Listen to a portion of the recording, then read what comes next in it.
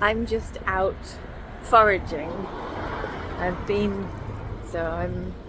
staying in a hotel near here, and I've been exploring. There's Lidl there. I went to Lidl looking for some really strong crisps. They didn't have any, they were all quite palatable. I wasn't looking for palatable, I was looking for something that, I remember when I was a teenager, I did some aid work in the Philippines in a different version of life, and there were crisps there, salt and vinegar crisps there, that were so strong they flayed the skin off my tongue. I could literally peel my tongue after eating them. They were that strong. They were excellent. So I was looking to see if any of the little local shops over there had something with enough oomph. I don't know if I found it, but today I did a training for a group of nursery staff who were so super inclusive and so committed to providing for the neurodivergent little children in their setting. It was gorgeous. Now, I said to them a lot today, it just kept coming up, that your senses are about finding food and not becoming food. Like at a primary level, we are animals and we're trying to survive, and our senses are about working out if that's food, if it's safe to eat. Does the milk smell off to you? And working out, does that noise mean, does that thing, is that shape, am I in danger here? Am I finding food or am I becoming food? I'm finding food. And if you are someone who struggles to feel safe,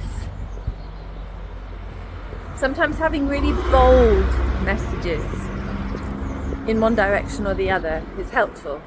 So a really strong message that you have found food, this is food you are eating.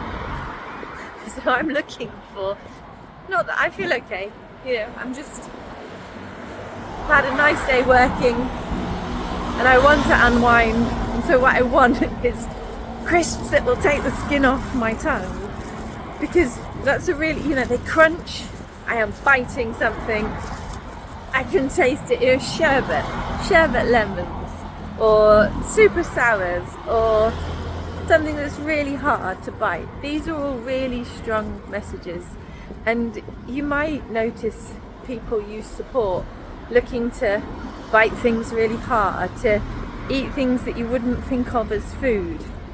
And it can be a seeking of these strong messages, especially when people don't eat in ways that we would consider normal. So quite often when you're supporting neurodivergent people, you find that maybe they'll only eat a particular type of food, or they're always eating the same thing, and it's never what you want it to be, is it? It's like chips or crisps or something that you don't want, and you're trying to build, and there's a misunderstanding that happens there where they get thought of as like fussy eaters.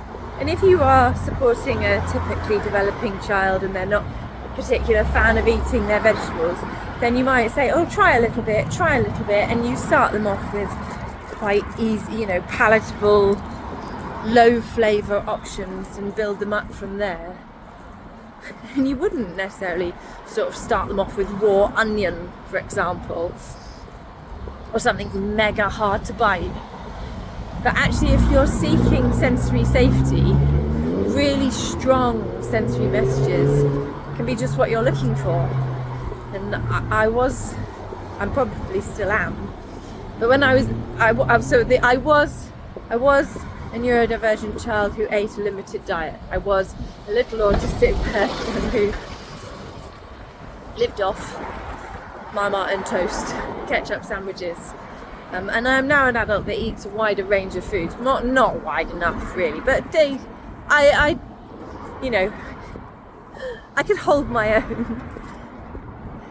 And my start out food from that limited diet was pickled onion Monster Munch.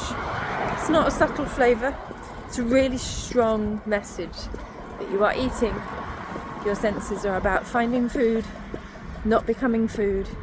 And if you've found food, then hopefully you're safe and you survive another day. And if you've found a place to sleep for the night, even more chance.